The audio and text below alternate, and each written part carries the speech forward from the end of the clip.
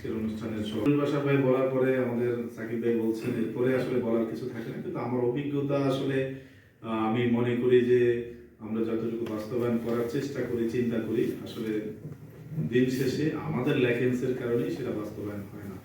City কর্পোরেশনের ল্যাকেন্স আছে, যে তরুণ বাসা ভাই ইতিমধ্যে বলেছেন যে এখন আগামী মাসে যে কিউলেক্সের যে ইয়েটা হবে, এখন আমরা যদি কিউলেক্সের সময় এখন বাসা বাড়িতে যে স্প্রে করি মশা নিধন, তার তো লাভ হবে। ওটা হচ্ছে এডিসের জন্য, একটা হচ্ছে কিউলেক্সের জন্য। তো এটা হচ্ছে সিস্টেম ওয়াইজ আমাদের কাজটা করতে হবে, যেটা আসলে আমি মনে করি যে আমাদের যারা আমি মনে প্রশিক্ষিত জনবলেই কাজটা করেন, কিন্তু তাদেরও সচেতনতার জায়গাটা একটু ঘাটতি আছে, আমাদেরও ঘাটতি আছে। মূলত আমি যদি সচেতন না হই, আসলে কিউলেক্স বলেন, এডিস বলেন, কোনোটাই, ডেঙ্গু বলেন, কোনোটাই আসলে আমরা উচ্চাতে পারবো না। আমরা আমাদের নিজেদেরকে একটু সচেতন হতে হবে। প্রত্যেকদিন সেমিনার করলাম, বাসায় নিজে দেয়া পরিষ্কার পরিচ্ছন্ন রাখলাম না, কোনো লাভ নেই আমি মনে করি আর কি। তো এই কারণে সবারই আসলে এই ক্ষেত্রে একটু কাজ করার সুযোগ রয়েছে নিজের জায়গা থেকে, যে নিজের বাসা বাড়িটা পরিষ্কার করা। কবিরুল বাসার ভাই একেবারে ডাটা দিয়ে বলেছেন যে 3টা সেক্টরের কারণে, মানে বাসার মধ্যে 3টা জিনিস আছে বলেই আপনি সবসময় ঝুঁকিতে থাকেন এডিস মশা। পাশাপাশি পারিপার্শ্বিক কারণে আমরা কিউলেক্সের ক্ষতিটা পাই, সেক্ষেত্রে হয়তো সিটি কর্পোরেশন সর্বোচ্চ চেষ্টা করে, কিন্তু আমি সেই চেষ্টার অনেক ঘাটতিও আছে আমি মনে করি, সেটা আগামী দিনে যাতে তারা উঠে ওঠেন।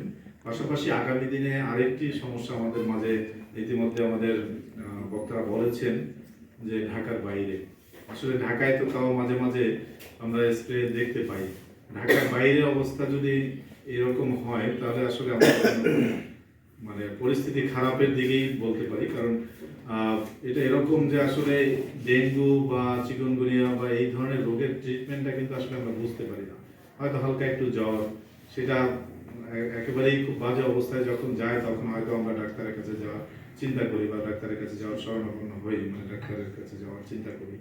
তো আমরা মনে করি যে আসলে নিজের সচেতনতারই বড় জিনিস। আমি নিজে 2017 সালে আসলে চিকুনগুনিয়া আক্রান্ত হয়েছিলাম। আমার মনে হয় যে আমার লাইফে যদি আমি 20 বছর বেশি বাঁচতাম, সেটা আমার 20 বছর কমে গেছে, সত্য কথা। কারণ চিকুনগুনিয়া এমন একটা রোগ যার হয়েছে সে হয়তো বলছে ডেঙ্গু বা অন্যান্য যার করোনা হয়েছে সে হয়তো কিছুটা বুঝতেছে, কিন্তু দিন শেষে চিকুনগুনিয়া আমার কাছে মনে হয়েছে সবচেয়ে বাজে একটি রোগ।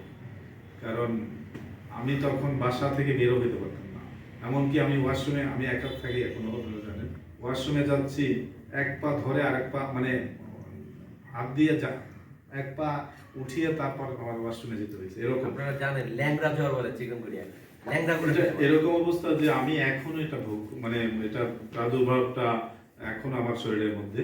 আমি একসময় ম্যারাথনের চ্যাম্পিয়ন হতাম, তো যখন চিকুনগুনিয়া হলো পরের বছর আমি যখন ম্যারাথন প্রেস ক্লাবে দৌড়ালাম, আমি 200 মিটার সামনে শুরুতে চলে আসছি, কিন্তু এরপরে আর আমার পা আগায় না।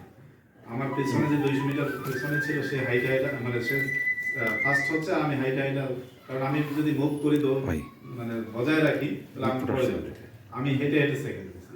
তো এটা এই কারণে বললাম যে আসলে কতটা ভয়ানক যে আপনার লাইফের মানে আসলেই মনে করি যে আমার 20 বছর কমিয়ে দিয়েছে।